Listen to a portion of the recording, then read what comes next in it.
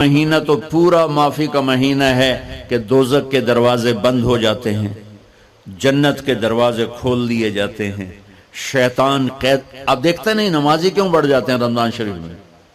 کہ وہ نامراد قید ہو جاتے ہیں. تو کسی کو زنجیروں میں باندھا ہو وہ چل تو نہیں سکتا، چھوڑ دو زنجیریں تو چل پڑے گا. تو اللہ تعالی ہم سب کی حفاظت فرمائے، کوئی دعویٰ نہ کرے.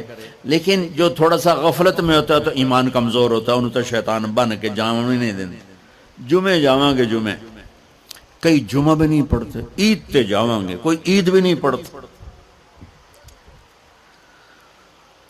یہیں یہ ایک نگینہ سینما کے مالک نے بیان کروایا تھا اور اس نے بعد میں اس سینما کو گرا دیا.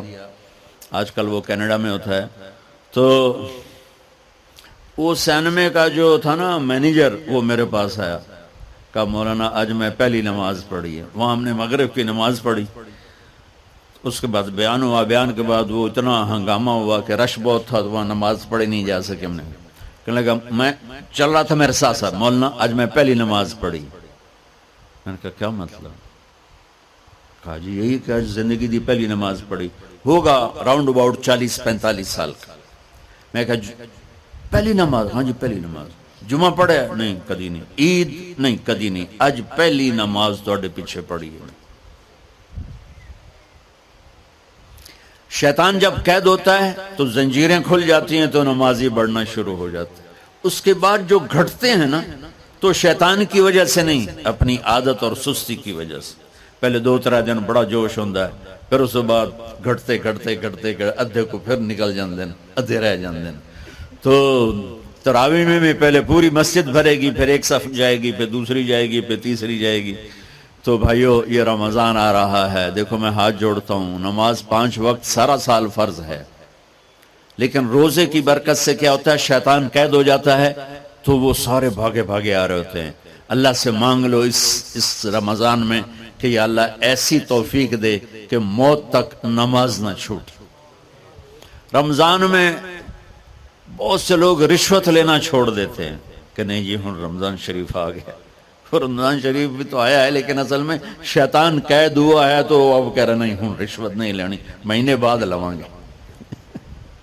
ڈنڈی مارنے والا کہتا ہے نہیں صحیح تولنا ہے، پھر رمضان تو بعد کٹھی کسر کر لواں گے.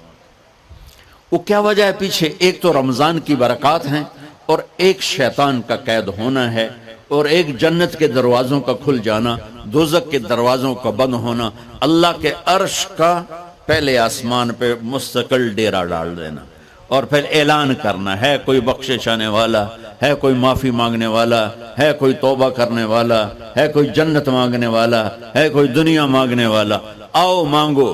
اور ایک فرشتہ اعلان کرتا ہے اے بھلائی کے چاہنے والے شاباش آگے بڑھ، اور دوسرا فرشتہ اعلان کرتا ہے اے برائی کے کرنے والے بس کر اور واپس آ جا، بس کر اور واپس آ جا. رمضان کا مطلب ہے جل جانا، رمضان کے لفظ کا مطلب ہے جل جانا. جلنے کا مطلب کیوں ہے اس میں؟ کہ رمضان میں اللہ سارے گناہوں سے اپنے بندوں کو پاک کر دیتا ہے اور ان کے گناہوں کو جلا دیتا ہے، جس سے وہ پاک ہو کر جو سونا آگ میں جل کے خالص ہو کے باہر آتا ہے، روزہ رکھنے والا بھوک کی آگ میں جل کے خالص ہو کے باہر آ جاتا ہے، اللہ اس کے سارے گناہ معاف فرماتا ہے. دھیان نال سنیں جی. سب سے اعلیٰ درجے کا مسلمان، میرے نبی کا جواب، جو سارا دن مصلی پہ بیٹھا رہے، جو ہر سال حج عمرہ کرے، جو مسجد سے نہ نکلے، جو رات کو قرآن پڑھے، دن میں روزے رکھے. نہیں، سنو غور سے سنو. من سلم المسلمون لسانہ ویدہ، سب سے اعلیٰ درجے کا مسلمان فیصلہ بات کا وہ ہے جو اپنے مسلمانوں کو تکلیف نہ پہنچائے، جو ہاتھ اور زبان سے کسی کو تکلیف نہ پہنچائے، وہ سب سے اعلیٰ درجے کا مسلمان ہے. سبحان اللہ، کیا بات. میرے نبی سے ایک صحابی نے پوچھا یا رسول اللہ، ہمارے محلے میں ایک خاتون رہتی ہے، رات کو تہجد پڑھتی ہے، دن میں روزے رکھتی ہے، پر اس کی زبان بہت سخت ہے، بہت بےزتی کرتی. آپ نے کہا جہنم میں جائے گی. کہا جی ایک خاتون ہے جو نہ نفلی روزہ لیکن اس کی زبان کا بول بڑا میٹھا ہے، کہا وہ جنت میں جائے گی. تو سب سے اعلیٰ درجے کا مسلمان کون ہے جو کسی کو تکلیف نہ پہنچائے؟ پھر اس نے پوچھا ای الایمان افضل، سب سے اعلیٰ درجے کا مومن کون ہے؟ تو آپ نے فرمایا حسن الاخلاق، جس کے اخلاق اچھے ہوں وہ سب سے اعلیٰ درجے کا ایمان والا ہے. کیونکہ تکلیف نہ پہنچانا اخلاق کی ایک صفت ہے اور اخلاق کی بے شمار اقسام. میرے نبی نے فرمایا اچھے اخلاق 360 صفات کا نام ہے. ایک صفت بھی کسی مسلمان مرد عورت کے اندر ہوگی تو جنت میں چلا جائے گا. سامنے ابو بکر بیٹھے تھے، کہنے لگے یا رسول اللہ کو میرے اندر بھی ہے؟ تو آپ نے فرمایا تیرے اندر ساری ہے، ساری تیرے اندر ساری. تو ابتدا بھی بتا دی، انتہا بھی بتا دی. اور عبادت بھی مسلمان کو اخلاق تک پہنچاتی ہے. اب سنو قرآن سے، اللہ تعالیٰ انسان کسے کہتا ہے؟ ایمان والوں کو. ان الذین کفروا من اہل الکتاب والمشرکین فی نار جہنم خالدین فیہا اولئک ہم شر البریہ. سب سے بدترین مخلوق وہ ہے جو اللہ کو نہ مانے، جو اللہ کہ دین کو نہ مانے. آپ نے کہا وہ سب سے بدترین مخلوق. تو لا الہ الا اللہ محمد رسول اللہ ہمیں انسانیت میں داخل کرتا ہے. انسان ہے ہی وہ جو لا الہ الا اللہ محمد رسول اللہ کا کلمہ پڑھتا ہو میرے رب کے نزدیک. نماز کیا ہے؟ نماز کیا ہے؟ بول بھائی. ہاں، میرا اللہ کہتا ہے ان الصلاۃ تنہا. اب آئی نہیں چل رہا.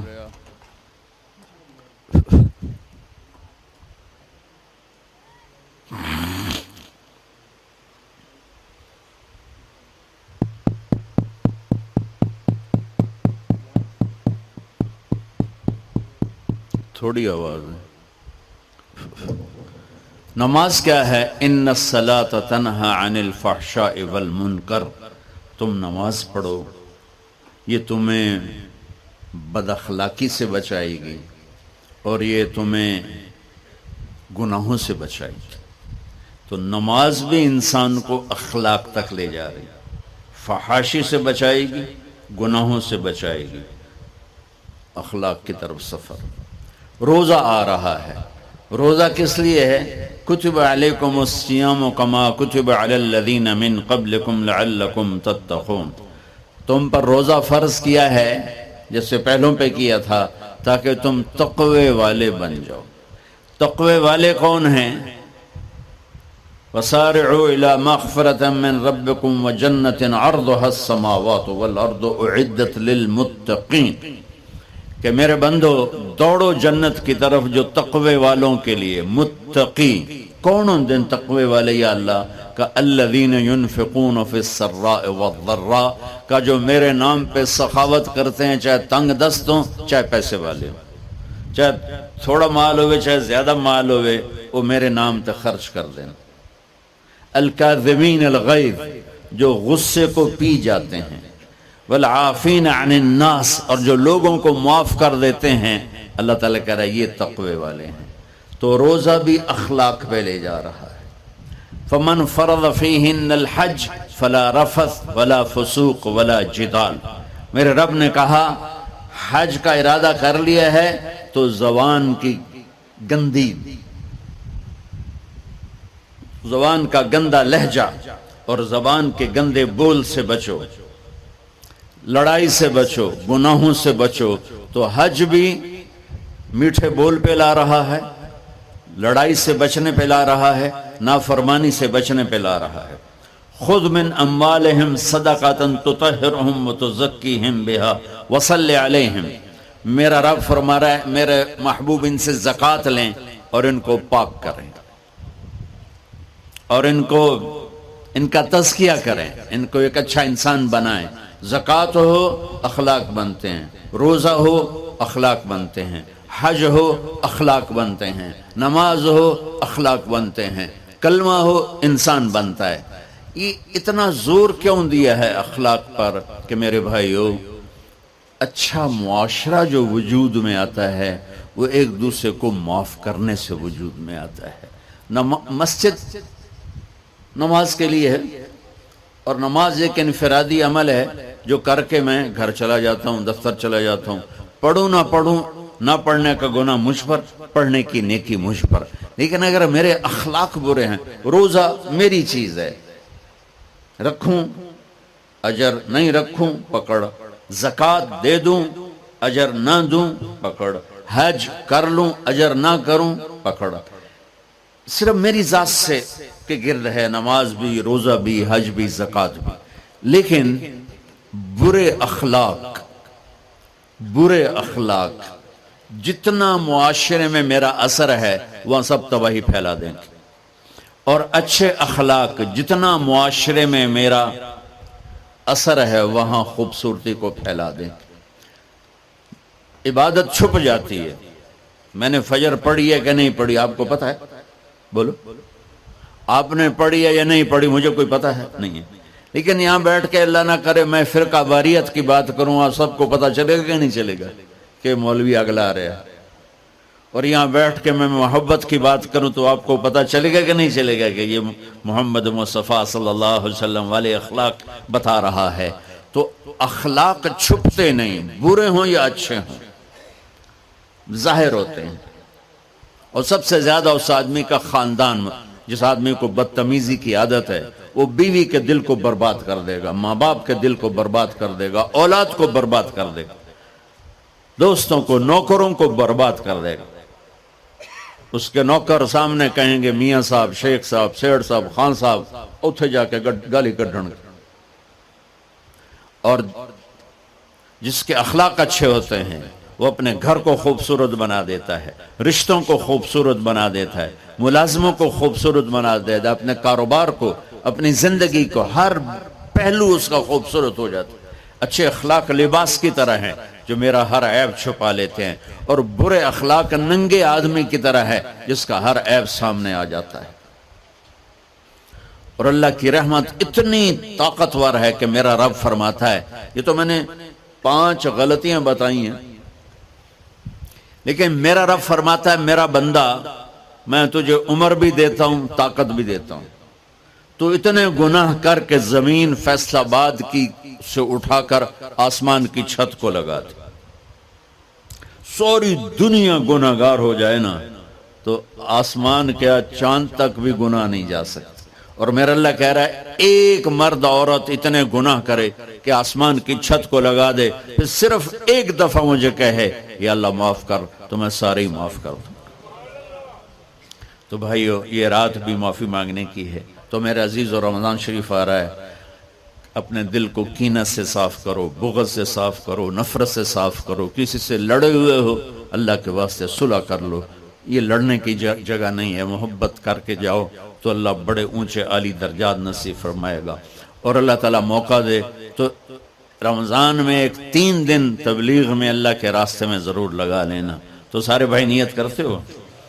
سنتیں پڑھو۔ اللہ نے زکوٰۃ فرض کی ہے تو زکوٰۃ نکالو۔ اب تو اتنے حالات ہیں کہ متوسط طبقہ بھی زکوٰۃ کا مستحق ہے، اپنے زکوٰۃ سے بڑھ کے نکالو، کیونکہ زکوٰۃ دینے والا بخیلوں سے تو نکل جاتا ہے، لیکن سخیوں میں داخلہ اس سے اوپر کرے گا تو ہوتا ہے۔ 2,500 دے دیا نا 1 لاکھ میں سے، تو اب آپ پہ بخیل کا لیبل نہیں لگے گا، لیکن سخی کا بھی نہیں لگے گا۔ اوپر 54 خرچ کر دو تو ایک سٹیپ آپ آ جائیں گے۔ سخی بن کے زندگی گزارو۔ لوگوں پہ خرچ کرنے کا مزہ بہت ہے، جوڑنے کے مزے سے زیادہ لگانے کا مزہ ہے۔ تو رمضان آ رہا ہے، خرچ کریں، زکوٰۃ سے بڑھ کر دیں۔ انتہائی ضرورت مند ہیں ہمارے لوگ۔ ابھی تو وہ جو سیلاب سے جو گھر گرے تھے ابھی تو وہ ہی نہیں بنے، کتنے ہزاروں لوگ بے گھر بیٹھے ہوئے ہیں۔